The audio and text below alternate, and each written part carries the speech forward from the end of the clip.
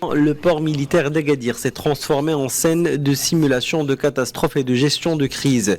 L'exercice auquel ont participé les forces armées royales ainsi que leurs homologues américains et sénégalais vise à évaluer les capacités opérationnelles et tactiques de la compagnie nucléaire, radiologique, biologique et chimique de l'USS Defar sur la réactivité, le déploiement, le redéploiement rapide, la capacité de reconnaissance et de détection, ainsi que sur la capacité de décontamination d'un grand nombre de personnes infectées.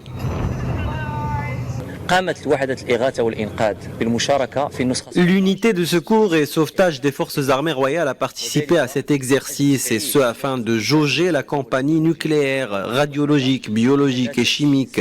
Cela nous a permis de développer nos connaissances à ce propos, évaluer la rapidité de notre réactivité en cas d'incident chimique, mais surtout de travailler en étroite collaboration avec nos collègues sénégalais spécialistes en la matière.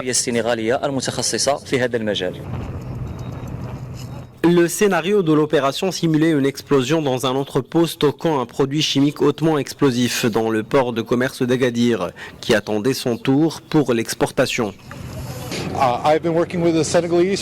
Je travaille sur ce type de spécialisation depuis des années et je suis très heureux aujourd'hui de partager mes connaissances. Cet exercice est aussi une occasion de renforcer la coopération régionale. Nous avons établi 2 lignes de décontamination, gérée par une ligne de décontamination de l'unité NRBC du Sénégal et l'autre est gérée par l'unité NRBC du Maroc. Il y a également une ligne de décontamination de véhicules qui était gérée par l'unité NRBC du Maroc.